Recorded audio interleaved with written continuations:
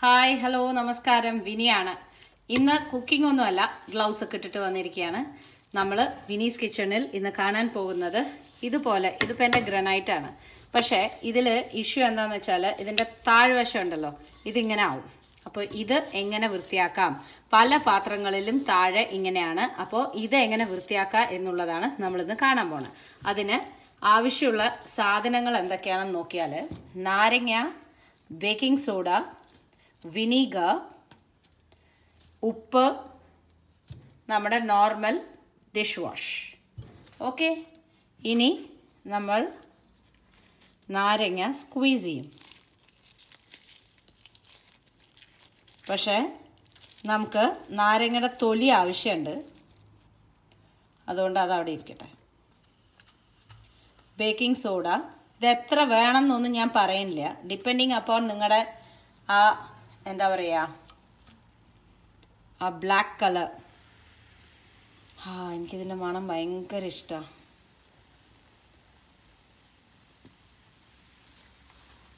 Okay, ഉപ്പ്, ഇതെല്ലാം കൂടി നന്നായിട്ട് മിക്സ് ചെയ്യാം. ഓക്കെ, എന്നിട്ട് നമ്മുടെ ഈ കോൺസെൻട്രേറ്റ് ചെയ്യണ ഭാഗത്തിലേക്ക് ഒന്ന് ആക്കി കൊടുക്കാം.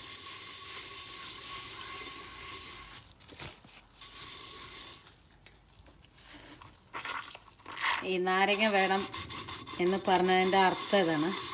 പിന്നെ ഈ പല യൂട്യൂബിൽ ചാനലിൽ ഞാൻ കണ്ടിട്ടുണ്ട്, ലൈക്ക് ജി ബൂംബ എന്ന് പറഞ്ഞു കഴിഞ്ഞാൽ ഇതൊക്കെ വൃത്തിയാവണ പോലെ.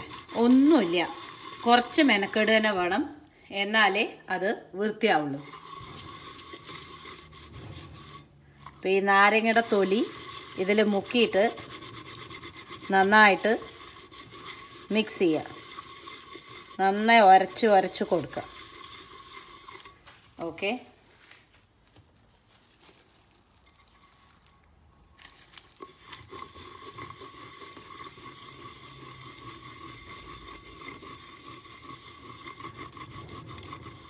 ഈ ഉരച്ച് കൊടുക്കുന്ന സമയത്ത് ഡയറക്റ്റായിട്ട് നമ്മൾ ബേക്കിംഗ് സോഡ ഇടും, പിന്നെ ഡിഷ് വാഷറും ഒഴിക്കും. എന്നിട്ട് കൈ കൊണ്ട് ഈ മിക്സിനെ നന്നായിട്ട് ഇതിൽ തേക്കുക. ഗ്ലൗസ് ഇട്ടിട്ട് ചെയ്യൂ കേട്ടോ, ഇല്ലെങ്കിൽ ആകെ കൂടെ വൃത്തികേടാവും കൈ. നമുക്ക് പല പ്രാവശ്യം രണ്ട് തരം ആൾക്കാരുണ്ട്. ഒന്ന്, ഇതൊക്കെ എന്തിനാ കുട്ടിയെ മെനക്കെട്ടിട്ട് ചീന എന്ന് ചോദിക്കാം. പിന്നെ ഉള്ളത് എന്താണെന്ന് വെച്ചാൽ നമ്മൾ വാങ്ങിച്ചൊരു സാധനം അത് വൃത്തിയാക്കി സൂക്ഷിക്കുക എന്നുള്ളത് നമ്മുടെ കടമയാണ്. അപ്പം അതുകൊണ്ട് അത് നീറ്റാക്കാനുള്ള മാർഗ്ഗമാണ് നമ്മൾ ചിന്തിക്കേണ്ടത്. ഇനി നമ്മൾ ചെയ്യാൻ പോണത് എന്താണെന്ന് വെച്ചാൽ, ഇത് സ്റ്റീലിൻ്റെ ബേസ് ആയതുകൊണ്ട് നമുക്ക് ഇവിടെ ഒന്നും സ്റ്റീൽ സ്ക്രബ്ബർ യൂസ് ചെയ്യരുത്. ഇതിപ്പോൾ ഇവിടെ അരയ്ക്കാം.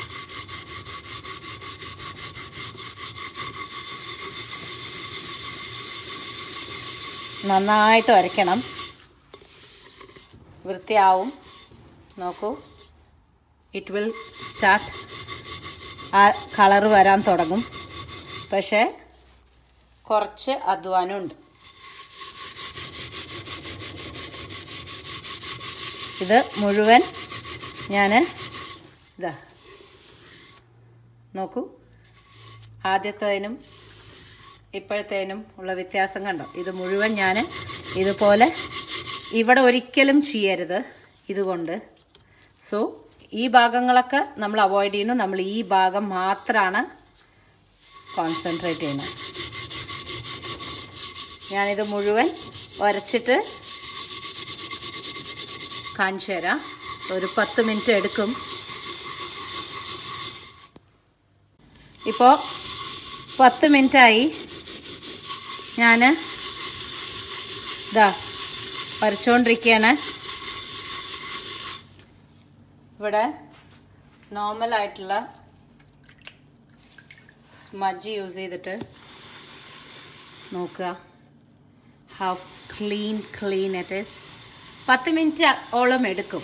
ബിക്കോസ് ഞാൻ പറഞ്ഞല്ലേ, ദിസ് ഇസ് നോട്ട് മാജിക്. ഇത് ഒരു കെമിക്കൽ റിയാക്ഷൻ കാരണം കൊണ്ട് വൃത്തിയാവുന്ന ഒരു സംഭവമാണ്. പക്ഷേ ബാക്കിയുള്ളവർ കാണിക്കുന്ന മാതിരി അല്ല. ഞാൻ പ്രാക്ടിക്കൽ ആയിട്ടുള്ള രീതിയിലാണ് നിങ്ങളുടെ അടുത്ത് പറയുന്നത്. 10 മിനിറ്റോളം നല്ലോണം അയേൺ സ്ക്രബിൽ നിങ്ങളിത് ചെയ്തിട്ടുണ്ടെങ്കിൽ നിങ്ങൾക്ക് ഈ ഭാഗം നീറ്റായിട്ട് കിട്ടും. പക്ഷെ ഒരിക്കലും ഈ ഭാഗത്തേക്കൊന്നും ചെയ്യരുത് കേട്ടോ. എന്താ കാര്യം വെച്ചാൽ അതൊക്കെ സോഫ്റ്റ് ആയിട്ടുള്ള ഒരു സംഭവം വെച്ചിട്ട് തേക്കേണ്ട കാര്യങ്ങളാണ്. അപ്പോൾ ഈ ഭാഗത്തേക്ക് ചെയ്യേണ്ടത് അയേൺ സ്ക്രബ് യൂസ് ചെയ്തിട്ട് ചെയ്യാം. അപ്പോൾ നന്നായിട്ട് ഇപ്പം ഞാൻ ചെയ്തിട്ടുണ്ട്.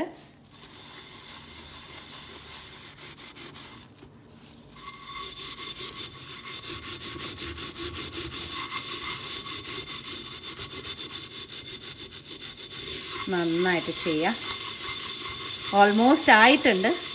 കുറച്ചും കൂടി ഇതിന് വേണ്ടിയിട്ടാണ്. ഓക്കെ, ഇനി നല്ല പോലെ നമ്മൾ ഡിഷ് വാഷ് ഡയറക്റ്റായിട്ട് ഒഴിച്ചിട്ട്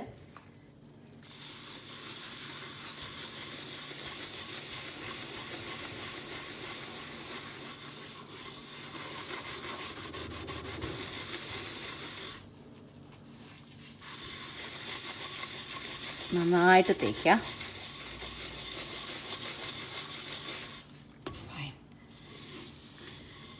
നോക്കൂ എത്ര നീറ്റായി എന്ന് കണ്ടോ. ഇനി ഇത് ഞാൻ കഴുകിയിട്ട് കാണിച്ചു തരാം എത്രമാത്രം വൃത്തിയായിരിക്കണം നോക്കൂ. കണ്ടോ. ഇനി ഇത് നീറ്റായിട്ട് ഞാനൊന്ന് കഴുകി കാണിച്ചു തരാം. ഇപ്പം നോക്കുക, ഈ വാഷ് ബേ നമ്മൾ ഈ പാത്രം കഴുകണ അവിടെ ഉണ്ടല്ലോ, കുറച്ച് ലൈറ്റ് കമ്മിയാണ് കേട്ടുള്ളൂ.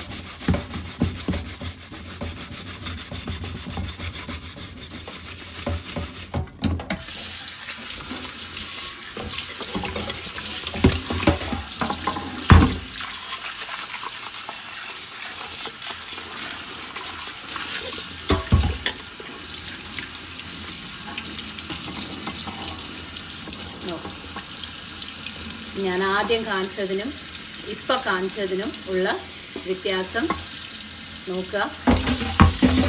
ഇത് അതേ സെയിം കടായാണ് എൻ്റെ ഗ്രാനൈറ്റിൻ്റെ. കണ്ടില്ലേ എന്ത് നീറ്റായിട്ടാണ് ആയിരിക്കണമെന്ന്. അപ്പോൾ yes, you see how beautiful എന്ന്. അപ്പോൾ നമുക്ക് അറിയാം എത്രമാത്രം നമ്മൾ ഒരു 10-15 മിനിറ്റ് നിങ്ങൾ കഷ്ടപ്പെട്ടാൽ മതി, ബാക്കി നിങ്ങൾക്ക് കിട്ടും. അപ്പോൾ ഇതാണ് ഇന്നത്തെ DIY ആയിട്ടുള്ള പ്രോജക്റ്റ്. നമ്മളിത് എങ്ങനെയാണ് വൃത്തിയാക്കിയെന്നുള്ളത് കുറച്ച് അധ്വാനമുണ്ട്. 15 മിനിറ്റ് നല്ലോണം അരക്കി തന്നെ വേണം.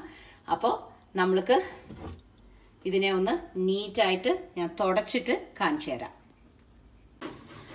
അപ്പോൾ നീറ്റാക്കി കഴുകി എടുത്തിട്ടുണ്ട്.